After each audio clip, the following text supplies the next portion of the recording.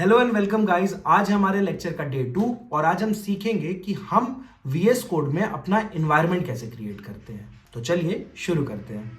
Environment create करने के लिए सबसे पहले हमें कमांड प्रॉम्प्ट में आना होगा।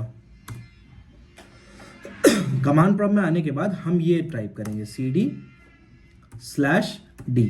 और अब अगर आपको याद हो तो हमने एक फोल्डर क्रिएट किया था जिसके अंदर हमने एक पाइथन नाम का फोल्डर क्रिएट किया था। हम अपनी पाइथन से रिलेटेड सारी एग्जीक्यूशन इसी फाइल के अंदर करेंगे। तो अब हम इसको ही ओपन करते हैं, इसको हम यहाँ वो कर देंगे।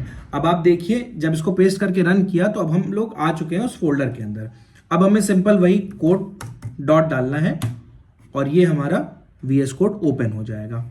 अब ये हमारा VS कोड ओपन हो चुका है। ये देखिए एम्प्टी फाइल पड़ी है। यहाँ से हम टर्मिनल पे जाएंगे और टर्मिनल पे न्यू टर्मिनल पे क्लिक करेंगे।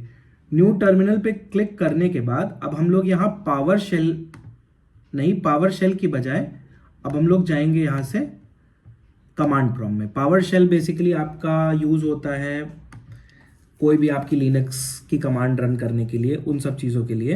अब सबसे पहले तो ये समझ लेते हैं कि हम ये एनवायरनमेंट क्यों क्रिएट करते हैं।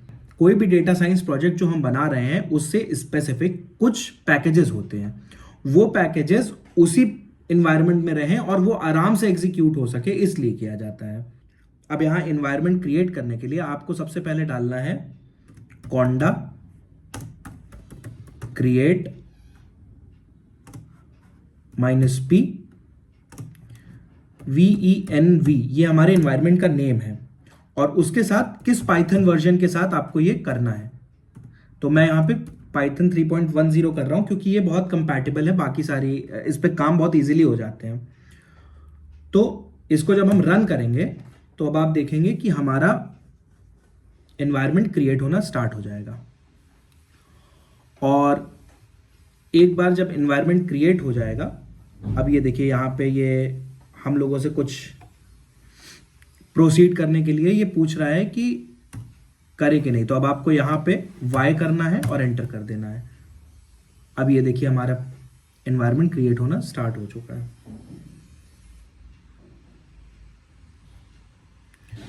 अब एनवायरनमेंट क्रिएट होने में, सारी चीज़ों को इंस्टॉल होने में उतना टाइम लगता है जितना आपके इंटरनेट की स्पीड हो।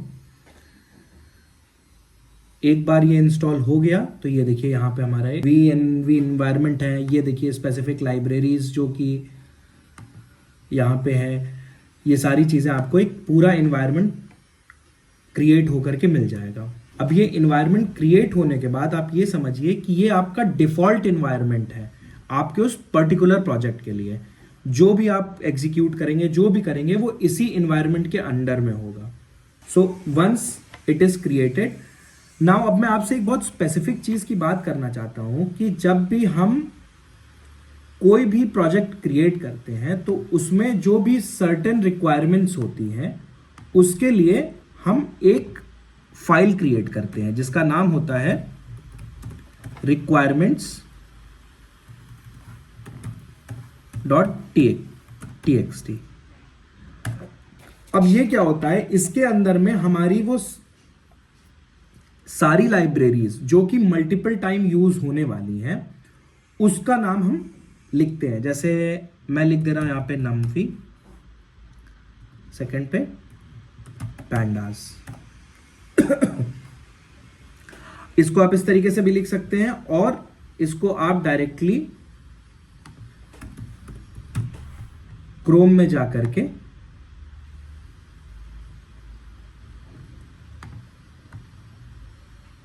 या आपने लिखा pip install pandas।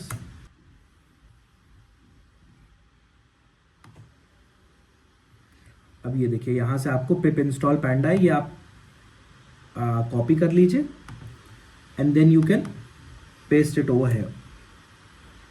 pandas basically, not pip install, ये pandas हम लोग यहां पे लिख लेंगे।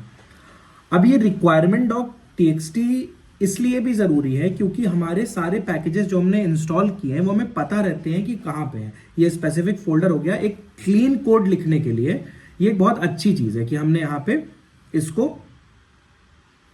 वो कर लिया।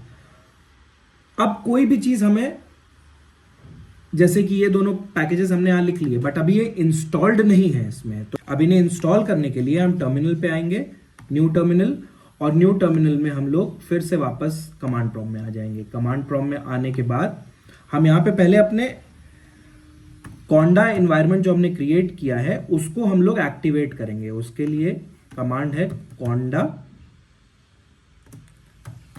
Activate VENV।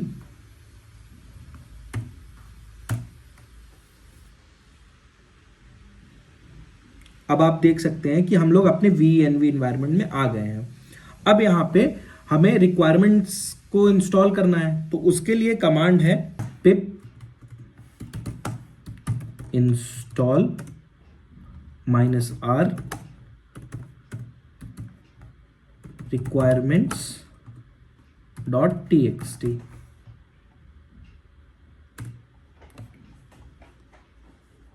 और ये देखिए ये इंस्टॉल होना स्टार्ट हो गया। अब ये डिपेंड करता है कि आपकी इंटरनेट स्पीड कैसी है, आपके सिस्टम की स्पीड कैसी है, उस पर ये इंस्टॉल हो जाएगा। और ये हमारे पैकेजेस तैयार हो गए। अब जब ये पैकेजेस इंस्टॉल हो रहे हैं जब तक, तो मैं आप लोगों से बात कर लेता हूं कि पाइथन में यहाँ पे दो तरीके की फाइल है जो हम एग्जीक्यूट कर सकते हैं। एक है IPYNB फाइल जिसको हम लोग जुपिटर नोटबुक भी कहते हैं, और एक है .py फाइल मतलब कि .python फाइल। तो IPYNB फाइल के लिए हम करेंगे, जैसे मान लीजिए हमने लिखा फर्स्ट कोड .IPYNB और ये हमने क्रिएट कर दिया, ये हमारी IPYNB हो गई। और उसके बाद हमने यहां पे डाल दिया test.py। ये दो फाइल हमने क्रिएट कर ली। तो अब अपनी test.py फाइल को जब हमें इसमें कोई कोड एग्जीक्यूट करना है, तो हमने सबसे पहले मान लीजिए हमें कुछ न्यूमेरिकल वैल्यूज करनी है, तो हम पहले इंपोर्ट पांडास, ये करने के बाद अब हमने लिखा प्रिंट 1+1। एक आपको और बताता हूं, कोई भी कोड लिखने के बाद आप Ctrl+S मतलब उसको सेव करने के बाद डाल लीजिएगा, क्योंकि ये बहुत इंपॉर्टेंट फाइल है। नहीं तो फिर आप लोग के साथ ये होगा कि वो फाइल एग्जीक्यूट नहीं होगी, आप परेशान होंगे कि ये क्यों हो रहा है। बट सिंपली यही उसका है कि आप सेव करते जाइएगा तो आपका कोड एग्जीक्यूट हो जाएगा और आपको कोई परेशानी का सामना नहीं करना पड़ेगा। अब यहाँ पे हम लिखेंगे पाइथन test.py। ये test.py फाइल को एग्जीक्यूट करने के लिए ये कोड है, तो आप इसको लिखिए। आप जैसे ही एंटर मारेंगे आप देखेंगे, ये देखिए आपका लिख करके आ गया। IPYNB फाइल को एग्जीक्यूट करने के लिए हमें पहले एक पैकेज को इंस्टॉल करना पड़ेगा, जिसे हम कहते हैं, अब यहां आ जाते हैं कमांड प्रॉम्प्ट में पिप एक सेकेंड मैं इसको बड़ा कर देता हूं जिससे आप लोग देख सकिए ठीक से। तो let's write pip install IPY kernel. इसके बिना ये एग्जीक्यूट नहीं होगा। अब अगर मैं आपको दिखा भी सकता हूं ये करके, सो लेट्स पहले हम लोग कोई कोड लिख लेते हैं, प्रिंट 1+1। अब इसको अगर मैं एग्जीक्यूट करने जाऊंगा तो ये देखिए ये पहले पाइथन एनवायरनमेंट मांगेगा। हम पहले आकर के इसको वो कर देते हैं, हमारा कर्नल इंस्टॉल हो जाए। कर्नल इंस्टॉल हो जाने के बाद फिर हम लोग जाएंगे यहाँ पे सेलेक्ट कर्नल पे, पाइथन एनवायरनमेंट VENV, इसको सेलेक्ट करेंगे।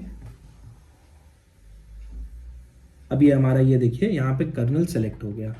अब जब आप इसको रन करेंगे तो आप देखेंगे कि आपकी वैल्यू प्रिंट होने लग जाएगी। हो सकता है कि पहले थोड़ा टाइम लगे, लेकिन ये होने लग जाएगी। अब यहाँ पे मैं आपको बताऊं, जैसे अगर आपको कोई चीज को पहले नहीं इंस्टॉल करना था, आपको requirement.txt में नहीं करना है, तो आप डायरेक्टली यहाँ पे पिप इंस्टॉल pandas, या आप डायरेक्टली भी कर सकते हैं यहाँ पे। तो आप देखेंगे कि ये यहाँ पे ऑलरेडी सेटिस्फाइड दिखा रहा है क्योंकि मैं कर चुका हूं, बट आप यहाँ पे कर सकते हैं इंस्टॉल, इसमें कोई दिक्कत नहीं है। बट मैं रिकमेंड करूंगा कि आप उसको requirement.txt में ही इंस्टॉल करिए, क्योंकि सारे पैकेजेस हमें वहां पे दिख जाते हैं कि हम क्या यूज कर रहे हैं। और इस चीज को जब हम प्रोजेक्ट बनाएंगे तो बहुत इजी होगा किसी भी इंटरव्यूअर को एक्सप्लेन करने में। इवन जब आप इंडस्ट्री में काम करेंगे तो भी ये बहुत हेल्पफुल होता है, क्योंकि हमें पता रहता है कि हम कौन से पैकेजेस के साथ काम कर रहे हैं। तो आज के लिए बस इतना ही। आज का लेक्चर यहीं खत्म करते हैं। अगर आपको सारे कमांड्स की हैंड रिटन नोट्स चाहिए जिसमें कि उसकी एक्सप्लेनेशन लिखी हो, तो प्लीज कमेंट में ये चीज मेंशन कर दीजिएगा। मैं उसको बना करके आपके लिए अपने व्हाट्सएप कम्युनिटी पे पोस्ट कर दूंगा। आप लोगों को पढ़ने में जो भी हेल्प चाहिए वो सब आपको मिलेगी, कोई भी दिक्कत नहीं होगी। हम लोग फाइनल इंटरव्यू तक जाएंगे और बहुत इजीली इंटरव्यू क्रैक करेंगे। तो आज के लिए बस इतना ही। Happy learning.